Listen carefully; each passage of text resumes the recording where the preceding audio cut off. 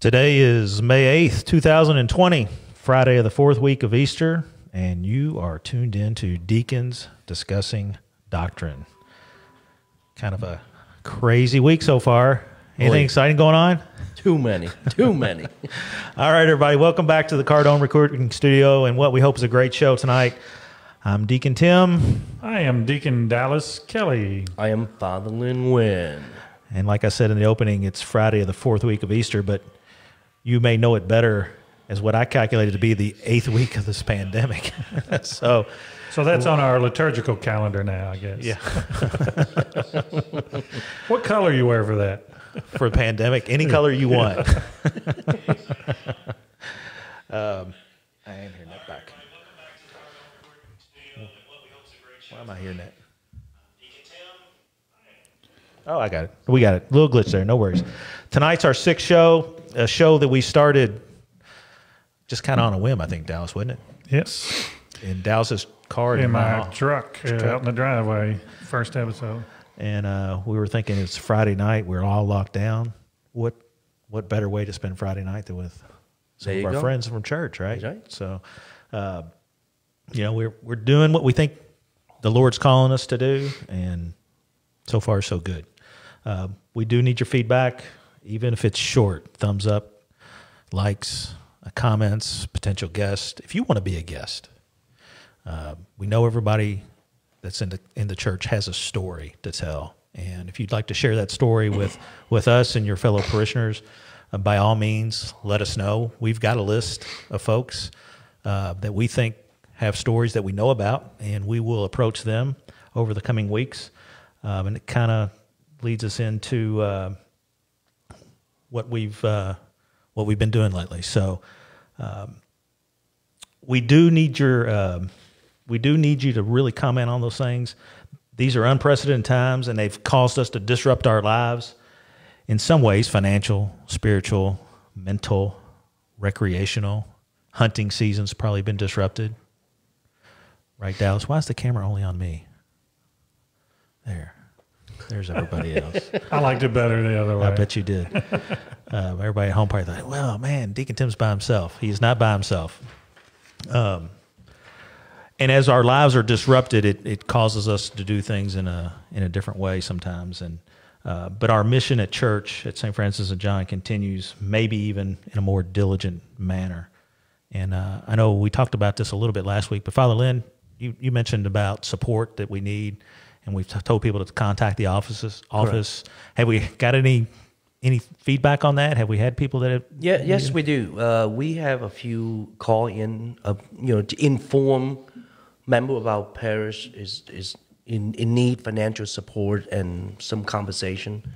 So they inform me on that. So for me to follow up with that, yeah. I know the Stephen Ministries on standby. The Knights of Columbus are on standby. Right. More people getting laid off, furloughed, whatever the choice word of the day is. Well, my latest instruction to the Knight Columbus, I asked them to subdivide the list of parishioner and call them and just check in, Right. That would be an opportunity to reach out and make sure everybody's doing okay out there. We need to know that. Yeah, and that's the same message to everybody listening tonight. If you know somebody at home that needs help, let one of us know, let the office know, and we'll get that assistance out there to them. Today we got some pillars of our community that we pre-recorded an interview. We're going to get to that a little bit later, but that's of Deacon John and Claudia. They're been a member of this community a long time, and I think you'll enjoy the conversation that we had with them. And like I said, they'll be joining us shortly via pre-recorded video chat. But let's get started with current events. That's always a topic I like to talk about. I don't know, Father, do you have any current events? Oh, got a few. This week I have a chance to Zoom with Miss Burns at St. John's School for her first communion class. It's amazing. It's quite stressful to all teachers. I can dare say that. You talking about Zoom? Zoom and with the kids too? With the kids, yeah. And the kids on their parents' phone, and try to have a clear class conversation. Just imagine that they all a second grade. So it looked like the Brady Bunch then, right? All Pretty these squares. much all square, and they don't know how to react to you. They just stare at their screen. Some of them actually carry the screen, run around the house, and I feel for the teachers and the parents especially too. So I can identify for them. It can be tough, but they're doing their best. They're doing a great job. The second thing is I just came out of the Pastoral Council meeting with the bishop, and we look about to roll out the reopening of the Mass. It's weird. It's very strange. Complicated. Very complicated. We call it the new normal, I guess. Like 25% of church capacity only is allowed. Face masks have to be put on. You have to sanitize your hands, both minister and communicant, before you receive communion. You don't have to say the word, the body of Christ. The priest or the minister to hold up the host, and the person just bow. Okay, that's some of the example.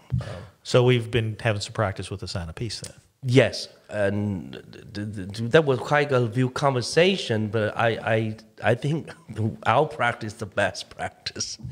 As there are churches that actually use a sign language, a sign of peace. Okay, so that's quite interesting. So I hope to really have convene a meeting, with additional people to make sure we plan for our first Mass, and like I say, how we're going to execute that. Going to be very interesting. So hope everybody out there be patient with it. There's a new practice, very strange and very weird. So 25% capacity, what's your guess? 25 capacity of our church, you look at probably about 50-ish people. But no touching. No touching. 6 feet apart. Just imagine the size of our parish, the buildings follow the social distance. 40 is still too many. And I got feeling probably less than 30. Yeah, so we'll be out there, I guess, with tape measures and trying to figure all that out. Yeah. So more masses? Definitely going to be a lot more masses, but they try to find ways. So the size of our parish, the amount of people attend, if we attempt to do Sunday masses which accommodate everyone, we probably have to increase probably about 15 to 20 masses. Not preaching. Not preaching. Not it. So we're going to have a great conversation how to resolve. I know solution is there, but the main thing I think that every one of us had to be very patient. It is what it is, and we have to comply. It's very important to support that. So say a lot of prayer. Just be patient, and we will roll up something. Definitely tune in to our website to make sure we present all the protocol. So because that's not this weekend, that would be next weekend. That's next weekend. So I have a chance to watch a parish. Actually, I might require you and Steve, to help me do a video of procedure. How to act. How to act, yeah. It could be interesting video. So hopefully we can roll that out. Hopefully within next week. Some type of rite of Catholic initiation into pandemic masses. Yes. Because we need an acronym for that, right? We're Catholic. We need an acronym. So that is my latest things, beside other crazy things that's happening. So, how about you, Dallas?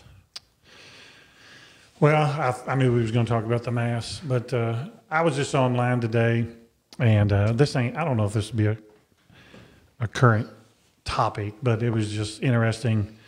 There's a teenager I'm just telling you this so you can go on and Google it and look at some of the art. A teenager in Denver that is doing, for evangelization, is doing a Marian art on her driveway with chalk.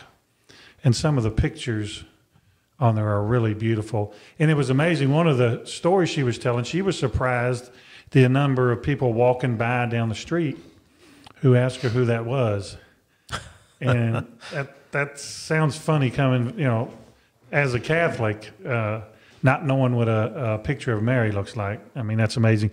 But it was a chance for her to evangelize and talk about her faith. So if you are at a computer, Google that and look at some of her art on their driveway. I've seen a lot of that in our neighborhood as well. A lot of kids getting out and chalking things up a little bit. So I know for me, the big thing for me this week is still just watching people adapt to this new way of life. Employees, work. Monday work starts to happen again for a lot of people that have been off. Mm-hmm. And then I happen to work in an essential business, and everything that we've learned up to this point, we get to throw out the door. We get to learn all kinds of new stuff that we weren't doing before. And I think my daughter was at Walmart today, and she heard one of the cashiers say the same thing. We haven't had to wear a mask. Now we've got to start wearing a mask. It's confusing to a lot of people, and it creates a lot of anxiety and a lot of stress. Father, you talked about teachers. Obviously my wife's a teacher, and she's been doing those Zoom meetings, and I think it really gets to the point where the teachers and the students are just way out of kilter, right? Mm-hmm. They're out of their norm, and it's not just teachers, it's not just students. It's like you said, it's parents, but it's I would say it's everybody. Everybody. I think we'd be hard pressed to find people that aren't stressed in some way, aren't inconvenienced. I'm just excited that the gyms are going to open back up because I've gained too much weight. That's my current event. I've gained way too much weight. Seen a lot of memes on Facebook about gaining weight and stuff like that. So hopefully we're getting back to something normal. If there is as normal as you can, for what's going on. Well, we're gonna introduce. Dallas is going to introduce here, not live. He'll introduce Deacon John and Claudia. We'll be back after this video.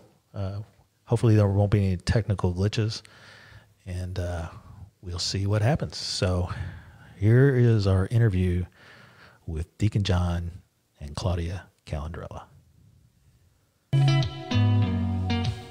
Did you ever stop and think, why spend too much time just getting ready?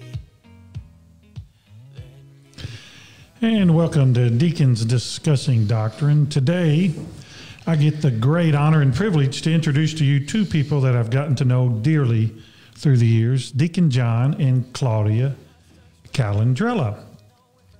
I don't think it can be done in just a couple of minutes. How y'all doing today? We're doing all right. Thank God we're doing fairly well. And welcome to our show. But your introduction, I'm going to try to do in just a couple of minutes, even though it's going to be hard. But John and Claudia have become icons at our parish, and I do mean both of them. With all the John's health issues of late, Claudia is right there with him, driving him everywhere he needs to be to meetings. Many times at our clergy meetings, she will drop him off and wait in the car till our meetings are done. They have been a great service to our parish, getting close to 3 decades now.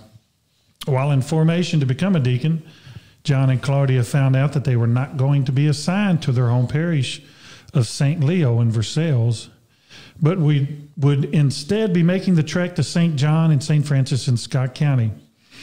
And I'm sure when they heard that news, they were filled with nervousness of joining and becoming part of a new family. Looking back, we all could say that St. Leo's loss was one of St. John's biggest gains. Some of the ministries they have been associated with through the years are diocesan and community-based ministries, Scott County Ministerial Association, Catholic Student Group at Georgetown College, past teaching assignments at Lexington Catholic and St. John's School, Scott County Migrant Coalition, including teaching English and worship services and making and sharing a meal, prison ministry, hospital ministry, parish and diocese-based sacramental prep, including baptism and confirmation, first communion, marriage prep, diaconal formation, and advocates at the tribunal as part of the annulments nonsense. And all of this in English and Spanish. And I told you this would take more than a couple of minutes because it goes on and on. Member of the CWSO, CCD teachers, cantor, and members of the past choirs.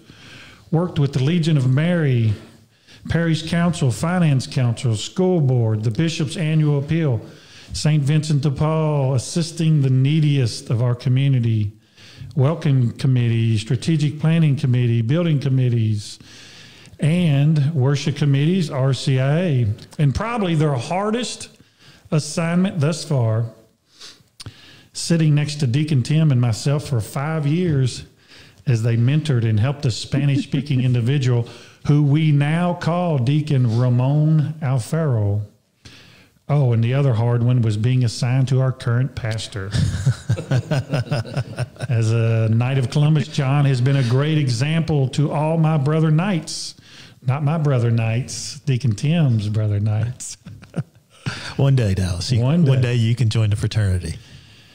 John joined the Knights over 50 years ago and has held most of the offices of the Knights, including being a past Grand Knight, formal district deputy, and serving on the degree teams of numerous Knight committees. John and Claudia, you are a reflection of our community and a witness to our Catholic faith, and we now welcome you to the program. Great. Thank you very, very much. Those kind words. And believe it or not, I skipped a lot of it. Well, that's okay. Those kind words, and especially including correctly Claudia in all of these activities through the years. Mm-hmm. Then there, Dallas, we've been there 28 years. 28? Yeah. I think so, yeah. Yeah. Wow. Got there in 92. We sat there in 92. That's a lot. Sometimes it doesn't seem like anywhere near that long, and then other times it's like we've been here forever.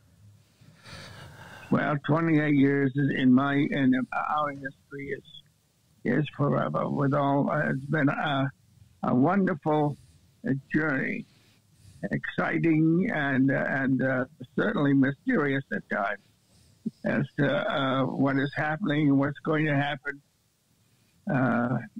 My first 20 years were pretty uneventful medically, except for my quadruple bypass. The last 8 years have been surely God is testing me for all the various things that He could, and still keep me on earth and functioning. Well, He's doing pretty good, so we're thankful, and we just keep on trucking. Thanks a lot to all the prayers that everybody sends out. Right, and I'm the Timex man. Just keep on ticking. Well, I mean, you all have been here for as long as miracle man. What'd you say, Jim? I said you all have been in this parish as long as I have, and as long as Father Lynn's been here, and I think as long as Dallas has been here as well. And since you just gave me that date of 92, I think that's right around when I joined, moved to Georgetown and joined St. John's. That's good. Well, I remember Father Lynn way back. CWSO. I almost want to say before he was a seminarian. Yeah, in the 1980s and 1989. Yep, it's about right. So that's a long time back. Definitely we watched fixtures from almost childhood to adulthood. So, you guys are joining us remotely. You're really our first video remote guest. So we've got you on video so we can see you. You look good, John. Thanks God, and look at Claudia. I'm his barber and everything else these days. So tell us how this this pandemic has changed life for you. Well, it's for us, Claudia and I, not as much as for others. We spent most of our time in ministry when we got out, even before the virus. And since the virus, thanks to Father Lynn's generosity, we've been able to function in some things. Since the virus? Since the virus, no. Since the virus, we've been basically at home. John hasn't been out. John has only been out of the house to the hospital and back. And then today was the first time he left the house on our own, was to a doctor's appointment. I mean, and that depends on his health as to how much we get to do. And the weather. Yeah. Weather has a great deal to do with what activities I'm allowed to do. It's a simple thing like if it's raining or the weather is under 40 or it's above 85, 90, we have to watch what we're doing, what exertion we put on. And so far, as I said, God has been good. And we know that all the time. There have been a couple of really good things, I think, about the pandemic. We've heard from quite a few people that we don't normally get phone calls from, that we'll see them occasionally at church and what have you, but then they've been making phone calls to us, so we've been, actually having more contact in some ways with some people. So it's been, it's had its advantages. It's nice. Jim, I want to give one of our parishioners a special kudos because she of course, is employed by St. Joseph's Hospital, but she saw me every day, every time I was there for any length of time. And that's Karen Mulholland. And she was a wonderful and is a wonderful example of ministry in action with love and compassion, and really an expert. She shows her expertise in nursing. She's one of the very, very best in that hospital and well known throughout. Well, you've had a lot of time in that hospital, so you would know. I mean, your opinion matters greatly. And this, unfortunately, Tim, I'm on the frequent flyer trip. And the only thing they don't do is. Actually, he was only in the hospital 3 times last year. And when I make that statement, people kind of look at me, but it's true because the previous year was like 9 times. Wow. So we've made it all the way to May, the end of April before he went. So we'll see how many more months we go without another one. And he was just 2 weeks ago, right? As I say, it's up to God. Yeah, he got out a week and a half ago. And this was a little bit different because, Claudia, you weren't able to go with him. No, it was totally different. And it was strange going through the hospital. They had to take me to X-ray or whatever it was, and they changed me within the hospital itself. You went by, there was no one there. You saw no one but the hospital staff and patients. That's it. Yeah. it was very different from my point of view, and I can sympathize. I mean, John, I was able to talk with him and what have you, and he was, except for when he was kind of not available that first day, I was able to talk with him versus, like the people who go into the ICU and what have you, or they get put on the ventilators. You can have even if you wanted to, there's no way to have contact with them. And so I was lucky from that point of view that I got to talk to John much as he wanted. He was in control, though, this time, which was most interesting. I mean, it was a whole different experience not being there. So not being there. Yeah. Let's change. The first time we've been apart from each other. Let's change the mood a little bit. All this depressing pandemic stuff. Tell us a little about where y'all from and grew up, and how exactly did y'all meet? Yeah, and if you're going to answer that, Claudia, put the camera on you, or leave the camera on John. Your choice. I was in the military at the time. John was born in Massachusetts. Oh, I was born and raised, educated in Massachusetts, and kind of was involved in the military during the Vietnam War. But I met Claudia on a couple of separate occasions. Early in her sophomore year, which she doesn't remember. One of my best friends was dating one of Claudia's best friends, and it was introduced in part, in passing. And then when I came back from Korea, and I was at St. Mary's University myself, that's when she was by that time a junior, and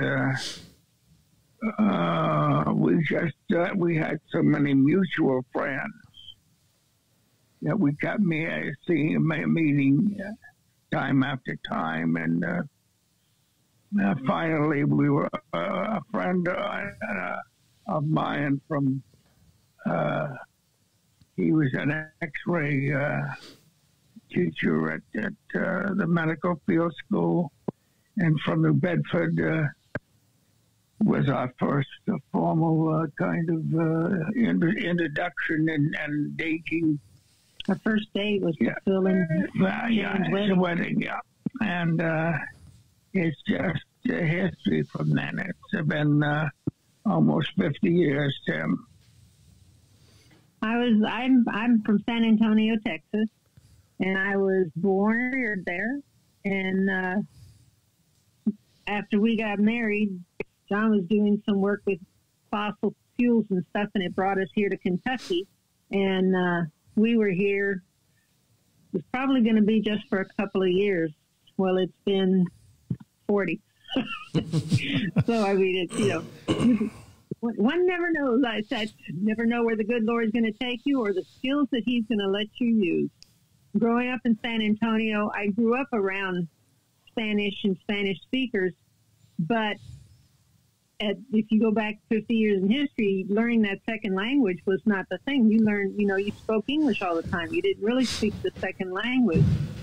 And when my formal education, I studied. I had 4 years of Latin, 3 years of French before I ever took a Spanish class.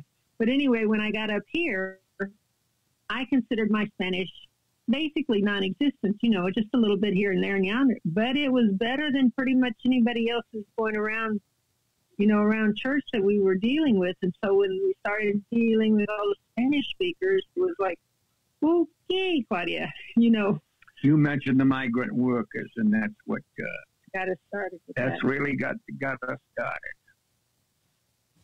We did that for over 10 years. In San Antonio? But anyway, that's or here? No, migrant work was all here. In Lexington. Here in Georgetown. Yes. But I'm not in the accident diocese. Yeah. So, Claudia, John is did you all both learn Spanish from an early John's age? from a small family. Sort of. When you grow up around it, even if it's not the primary language in the household, you learn a lot of things. You know, from San Antonio, it's kind of part of the culture. All right?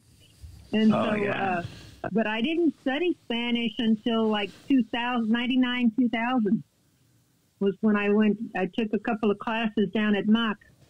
Father Lynn went there too, the Mexican American Cultural Center, which is now university down in San Antonio. And I went down and I took the classes in the summer for about, 3 or 4 weeks? Mm-hmm. And it's all day long. It's quite intensive. 10 to 5. The disadvantage is that it's pastoral Spanish. And I didn't realize exactly what that meant till one time one of our parishioners had a fire. And I gathered up all kinds of kitchen stuff and took them to her. And I was talking to her and I was laughing to myself because I can teach the sacraments, all about the sacraments, but I couldn't tell her, what the things were from the kitchen. So it's, your language is how you use it, My Spanish, Tim, came through school, and then was I used it in the military. In fact, they put me in charge of Puerto Rican groups of soldiers. Puerto Rican groups of soldiers were segregated. And the black soldiers mixed with the native Puerto Rican soldiers. He's drinking. John comes by his languages kind of naturally, though. He speaks several of them. I mean, he grew up with Italian. In fact, he'll tell you he learned his first prayers in Italian. It wasn't until I went to school that I did my prayers in English. Wow. And now, of course, I've forgotten even that because over the period of time. But that is true. That was brought about, Jim, by necessity. This was at the very beginning of World War II. My mother and father worked. Dad worked in a defense position, and my mother was in a factory there next in her hometown in Mansfield, Mass. And I stayed with my grandparents, my mother's mother and father, and aunts and uncles, and a lot of the language was in English, obviously. My grandmother was very insistent with her own children. She spoke English in the main. But with me, I went the Italian route and learned that language, as I said. And even today, and of course, when we moved to Attleboro, Mass, that's when the French influence came in and the Portuguese influence came in, because that was the two major languages that were spoken in the neighborhood and in the area. And of course, then I took French in high school and in college. As well as continuing to speak, and then my business interest, especially within Mali and in with Africa, that really I had to do that daily. I had to speak French, so I was kind of forced to be. But otherwise, I used to read the New Testament in French, even here, just to keep up with the language, and nobody. The only Italian that was being spoken were by some people that were associated with UK medical, and or the mafia. No. I said, or the mafia. No. No. So what was that? With the mafia. The mafia. We won't go into that. You're supposed to say, yeah, we're not going to go into that. You're supposed to say that in your best That's Godfather another voice. That's So- another program. Yeah. So you speak or have spoken 4 languages? Or 5? Yeah, basically, yes. I read, spoke, or wrote in the 4 languages. English, Spanish, French, And Italian, Yeah. some Portuguese. You Some read Portuguese. Oh, yeah, I read Portuguese with no problem. So when we want to start Okay. the French Mass back up that Father Derek started, you could come and help us out. Au nom du Père, et du Fils, et de Saint-Esprit, ainsi soit-il. So That's the sign of the cross. we Father Right. Lynn knows that. we May we? We talked with Father Lynn's father quite a bit. Of course, he experienced it. His dad experienced the French because of the French occupation and the Ben Phu kind of thing in the years when You speak French, don't you, Father? No, I gave up already years ago. no, he gave up. He gave it up. The Yeah, more yeah. languages you know, the more you have to do. Exactly. don't you remember that advice you gave me? That's what I told him. Yeah, you I gave me told that advice. him that Go ahead. Tell me what you gave me, the advice you gave me. What advice you give him about the languages? Ooh. Tim. Tim, I told him that if he learned Spanish, he would be handed a lot of the stuff that I was doing. I think you're being politically correct. I think it went something like, if you learn Spanish, you're screwed. What? It's. I don't think so, but that's the right idea. I still have a No, goal to it's learn just a Spanish. lot of work. I know my mother was actually born in Mexico City. My grandfather was working for the railroad when she was born, and he was down. That's where he was, and but his family's from Texas. And anyway, so mom grew up bilingual, and Yeah. she often wondered how, she used to ask me, she says, now where exactly are you speaking Spanish up there in Kentucky? And I told her at church. And so it was, you never know why the good Lord puts you in places. Yeah, she even asked me after Claudia had completed my training for 2 years, and she said, gee, John, what is she going to do with it? And I had to sit down and kind of explain that the explosion of the Hispanic culture and the Hispanic population, but particularly on the horse farms and on the agricultural The migrants, yeah. this Now, I'll tell you something that is strange to me. When I was in high school, I used to teach, CCD on Saturday mornings out at Espada Mission, one of the missions there in San Antonio. And anyway, we used to go out on Saturday mornings, and we worked with migrants, kids of migrants who traveled north to work in the farms and what have you, and then would come home in the wintertime to the San Antonio area. And I thought, my world has gone complete circle, because when I came up here and started working with the migrants up here, I'm working on the summer end of it. And so, when we started, we was mostly with the migrants working the tobacco farms and what have you. And, Yes. and some of them would bring their families up to travel with them. But the groups that when I was growing up, when I was in high school, the families, most of them would go north to work. The first crop had to do with the cherries and beets. I don't know when the beets came in, but I remember those were two of the crops that the kids would talk about.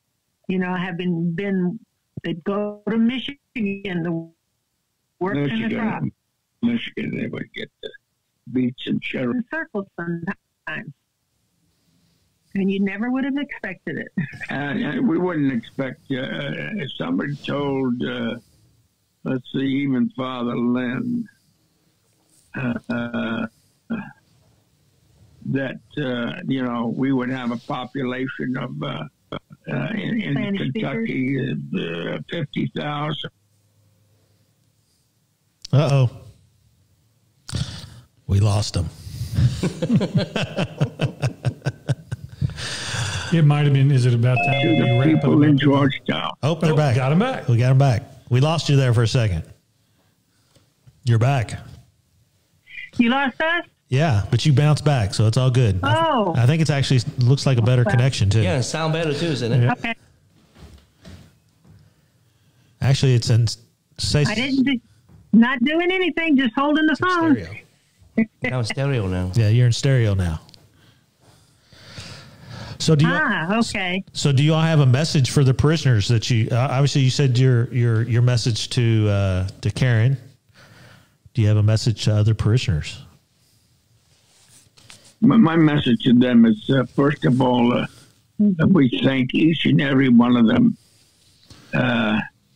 who has prayed for us, that has supported us over the years. You know, we had 254 parishioners when we came there in 1992. And, of course, who would have guessed it? Father Lee never would have thought that who was the original pastor. Our original. Our original pastor, yes. And, well, actually, he was the original pastor after the Redemptionist fathers were there. But, yeah, you know, between their prayers and their support, this has been a wonderful, wonderful experience for both you and I, and how much we want to thank them. There's not enough thanks that we can give, including to the three of you who have been extremely supportive of us during the time. Father Lynn, I never thought I would be with him because he kept on telling me he was going to bury me. And I told him that eventually that would be true. But we used to joke about it. Never. Oh, we lost him again. He's back. Nope. Yep. See what happens when you start talking about being buried. I wonder if we're dropping or they're dropping. It's a great question, isn't it? Oh, well, looks like we lost them.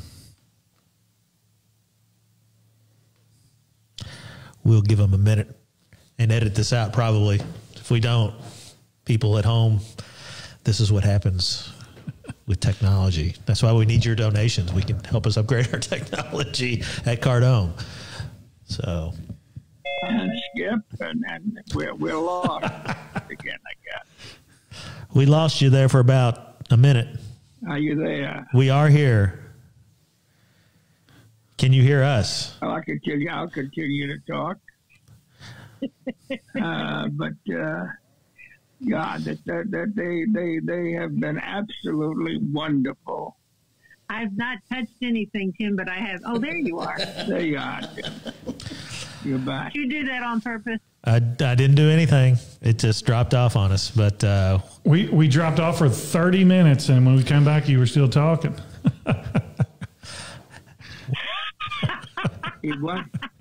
we're just kidding. Just kidding. We're just kidding. I've heard y'all. One of the things that we did do is on the preview for this this episode, we used your pictures that we used for the gala back a couple years ago. John in his military both two younger looking John and Claudias. So, so those pictures are very unique. younger. Yeah. Very much so.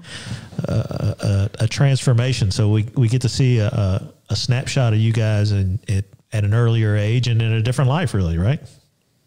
The military picture, and then my college picture. Well, He has them, and he just them up. oh, is that People what that it are was? watching you will see that.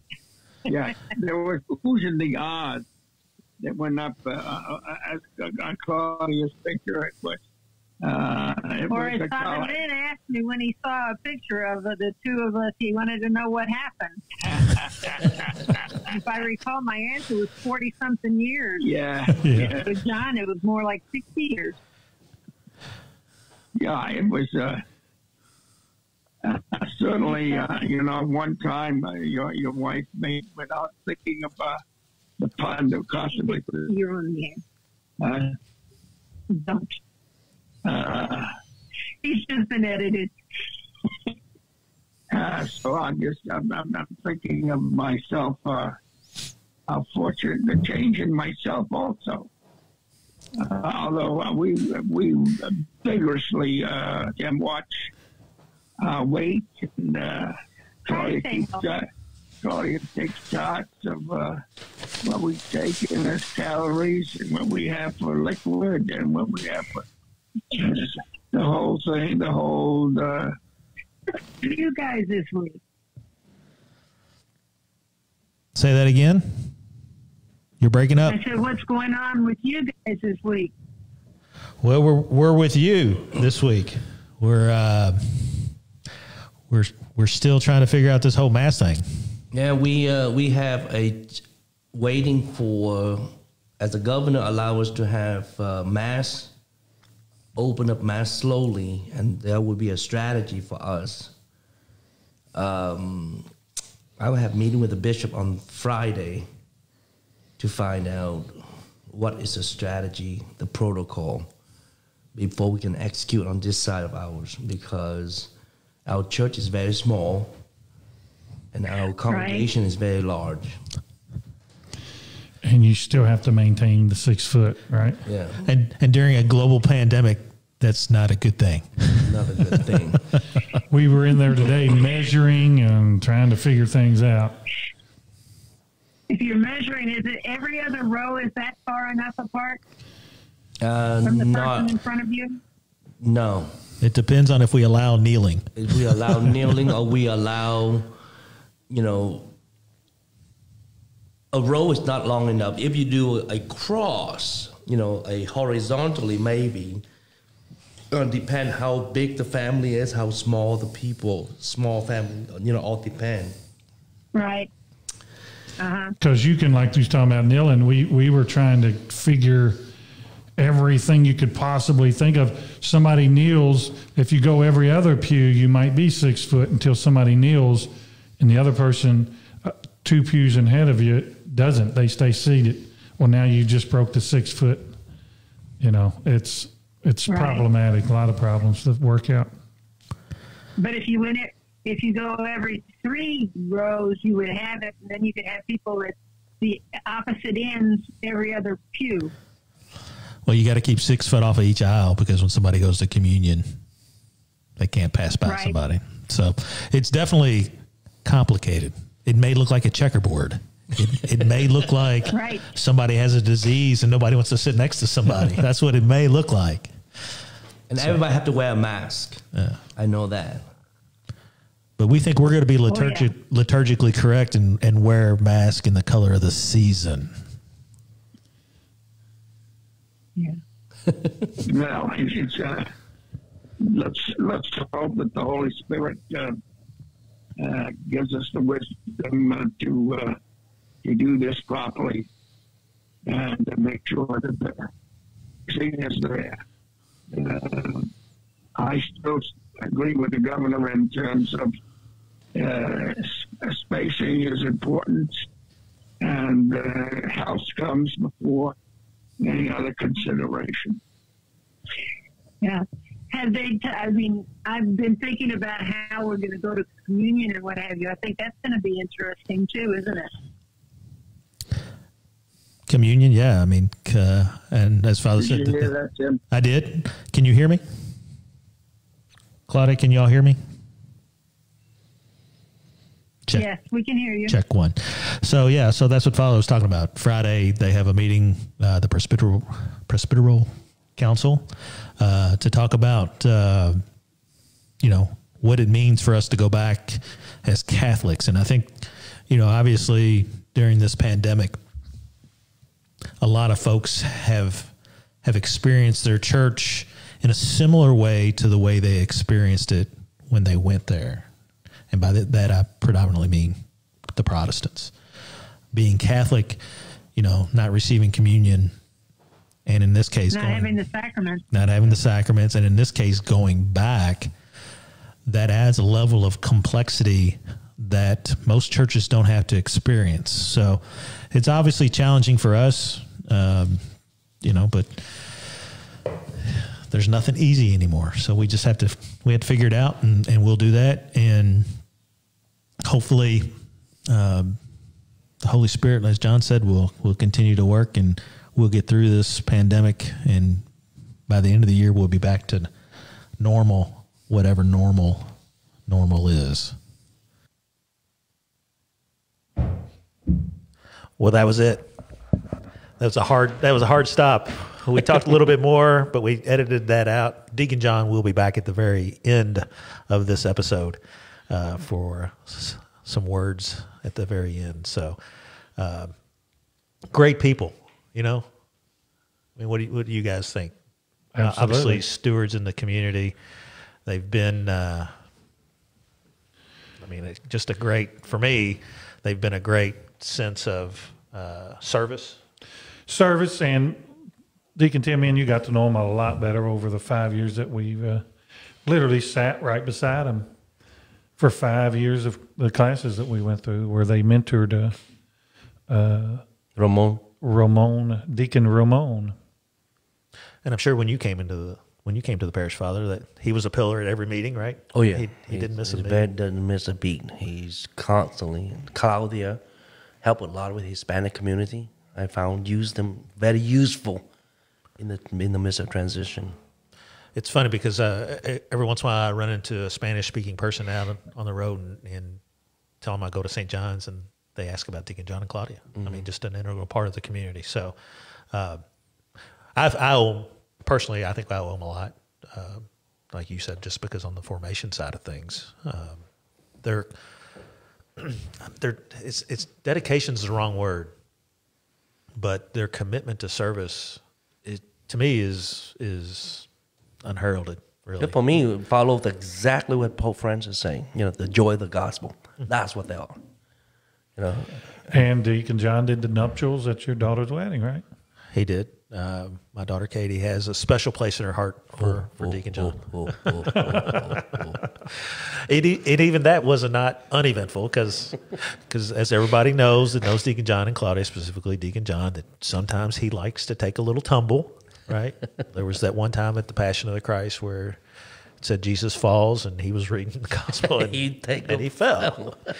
And even at Katie's wedding, he took a little stumble there. And I wouldn't have had it any other way. Didn't get hurt. It's all good. But my love for him and Claudia is strong. And, they're good people. They're good Catholic people. And this community is better for them being a part of it. Absolutely. So, all right. So who do we got next week? Well. Or did I jump the gun on you? You didn't jump the gun. Next week, I got some notes on that. Let's see here. I know I put it in there, didn't I? Yeah. There we go. We announced it last week. Next week, we have Rocco Palmo. He's the man behind the blog Whispers in the Loggia, which means church whisperer, right? Google that. Just Google Whispers in the Loggia, Loggia, and look at his blog.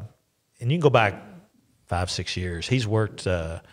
Steve was talking about how many places you've worked for. Rocco's the same thing you're on the video side and that side of it. He's on the correspondence side of it. He's worked at a lot of the big names from CNN to CNA. Just a guy that in his current ministry, I'm going to call it a ministry because he serves a purpose in the church. He tells the stories like he sees them, and breaks a lot of news, especially about bishop appointments and stuff. I actually looked at his blog this week. He posted something up about Archbishop Hartmeyer down in Atlanta, new Archbishop in Atlanta, who was installed in an empty cathedral. Good video. If you got some time, you can watch the whole thing if you want, but really just an interesting thing to watch, because typically at an installation like that, it would be full, right? The church would be full, thousands of people, and here comes a group of 10 folks. The Archbishop knocks on the front door, literally just knocks on the door of the cathedral, and he walks in. It's an empty cathedral. I mean, it just really gives you a sense of the sign of the times. But I use the Whispers and the Logia to capture that stuff. I don't have to go and Google other things. I can just go to him, follow him on Twitter. He gets that information, what he deems to be relevant. Obviously, it's his perspective. But I'm excited to talk to him. I enjoy his writing. His writing phenomenal, very clear, precise. Yes. And if you see any of his videos when they interviewed, he's a very laid back individual. Yeah, no, I think it'll be a good show. I haven't done my research yet. What questions we're going to ask him yet? So it's one of the things I've thought about this thing, that I spend a little bit of time prepping for it, more than I thought I would, and I think we'll continue to do that. One of the things we talked about while you are watching the videos, who some future guests can be, because I asked you all to send names. We want those names. I don't see any. I can only see a select comments on here. I'm not sure how much of the Facebook comments I'm actually seeing live. But if you have somebody that you think has a good story, if you have a good story, it should have maybe a little bit of a Catholic slant to it. Doesn't necessarily have it. If you want to just come tell your story, if you can get through our screener, Father Lynn, then you can be on the show. But I've got a book here, and I've got names and people, and I've got 17 people on my list, and 4 of them we've knocked off. So I had one, and I was rejected. So you went for the home run, right? Bishop Robert Barron. He was busy. So I don't know if we had any questions on the comments. You people are slacking. Who am I thinking of? Who's slackers? Jason Berry. I know you got a question out there. You may have tried to text me a question. If you did, I didn't get it because my phone is my camera tonight. So I'll have to get it later if you did that. But no, really excited about that. Excited about next week. Don't know what the next week holds. I think we agree on what we want the week after that to hold. Who we want to try. We just ain't contacted them yet, so we're not going to announce their name. But hopefully next week too. What you see here today, this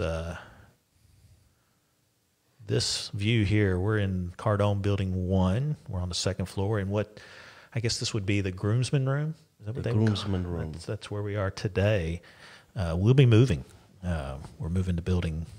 I'm not going to tell you where we're moving for security reasons. But we're moving to a different building, maybe on this campus. And it's going to give us a little bit more room. We're kind of squashed in here a little bit. Better internet. Better connection. I'm pretty excited about it. I think these guys are excited about it. And then also, as Father was talking about just on masses and stuff, we're going to be doing a lot of work between now and then, not this Sunday or the Sunday after. It's the Sunday after that, which will be the 24th. So is that Memorial Weekend? It is. It is Memorial Weekend. Yeah. So, we'll need some help from some folks, right? Yes. To make this happen. So if you're interested in helping, contact the office or throw me an email. And, we'll get through this, as the governor says. I don't care if you like him or you don't like him. He's right about this part of it. We'll get through it together because there's no other way to get through it. So if you want to go off and be by yourself, you're not really getting through it. So a lot of work to do between now and then, but we'll we'll see what happens.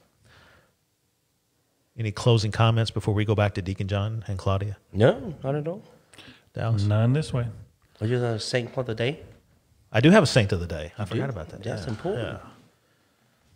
You got it there. What's his name? You're better at pronunciations than I am. Saint Peter Torrentasi. He is a sister. Why can't the order names be easy? Cistercian monk. Cistercian monk.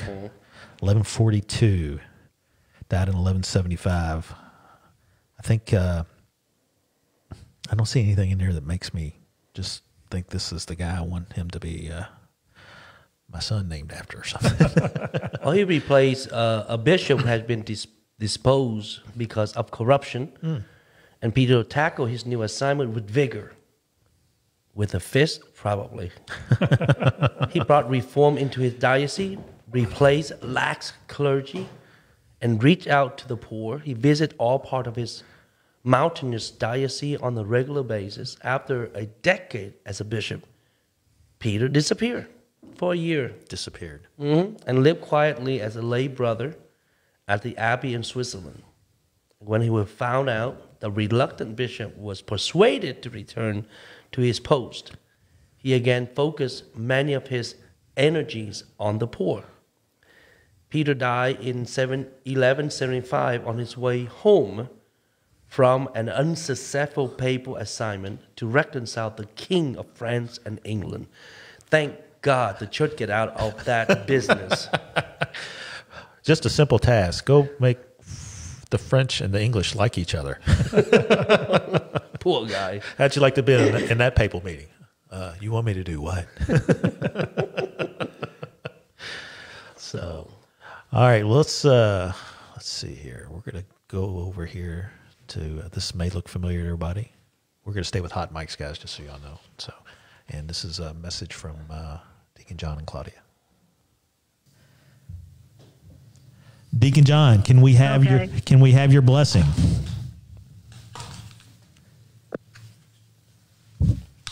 They want your blessing. All right. The Lord be with you. And with your spirit. May Almighty God bless you in the name of the Father, the Son, and the Holy Spirit. Amen. Amen. Amen. Go in the peace of Christ. Thanks be to God. There it was. Thank you, Deacon John and Claudia. And I know you guys are listening back home. Thank you for joining us earlier this week.